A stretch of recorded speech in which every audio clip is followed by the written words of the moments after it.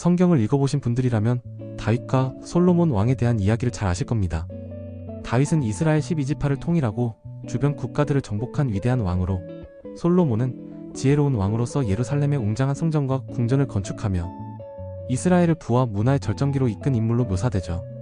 열왕기상 4장 21절을 보면 솔로몬은 유프라테스 강에서부터 블레셋 땅과 이집트 접경까지 다스렸다고 나와 있습니다.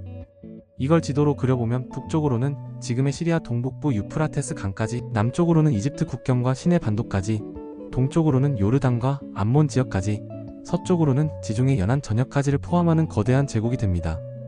면적으로 계산하면 대략 10만 제곱킬로미터 이상, 현재 요르단 전체와 이스라엘, 팔레스타인, 레바논 일부, 시리아 남부를 합친 규모의 제국이었다는 얘기입니다.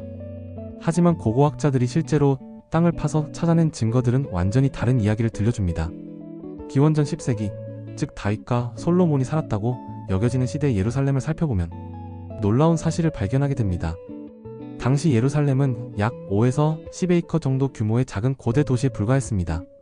이는 서울 여의도 공원 정도의 크기밖에 되지 않는 아주 작은 규모입니다.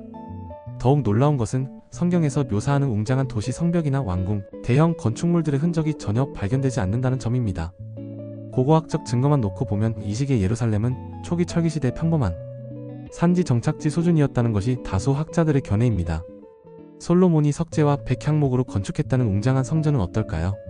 안타깝게도 기원전 10세기경 그런 수준의 건축물 흔적은 예루살렘에서 전혀 발견되지 않았습니다. 텔아비브 대학의 저명한 고고학자 이스라엘 핑케스타인 교수는 솔로몬의 건축 사업들이 실제로는 훨씬 후대인 요시야 왕 시대, 즉 기원전 7세기의 이상적 과거로 투사된 것일 가능성이 높다고 봅니다.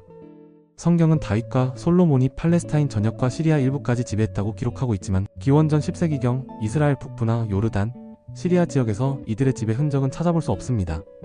거대한 제국을 운영하려면 필수적인 도로망, 행정 건물, 무역 중심지 등이 통일된 제국을 가정하기에는 너무나 빈약한 상태입니다. 그렇다면 실제 다윗과 솔로몬 시대의 유다 왕국은 얼마나 컸을까요? 고고학자들의 연구에 따르면 당시 유다 왕국의 중심지는 예루살렘과 그 인근 고원지대에 국한되어 있었습니다. 실제 영향권은 약 2000에서 5000 제곱킬로미터 정도로 추정됩니다.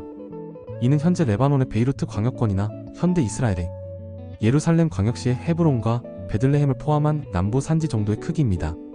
5000 제곱킬로미터라고 하면 서울시 면적의 약 8배 정도 되는 크기입니다. 놀랍게도 이는 현대 이스라엘 전체 면적의 약 4분의 1에 불과합니다. 성경에서 묘사하는 거대한 제국과는 천지 차이인 셈이죠. 이런 차이가 왜 생겼을까요? 성경이 거짓말을 하고 있다는 뜻일까요? 그렇지는 않습니다. 성경은 역사서가 아니라 종교적, 신학적 목적으로 쓰여진 문서입니다.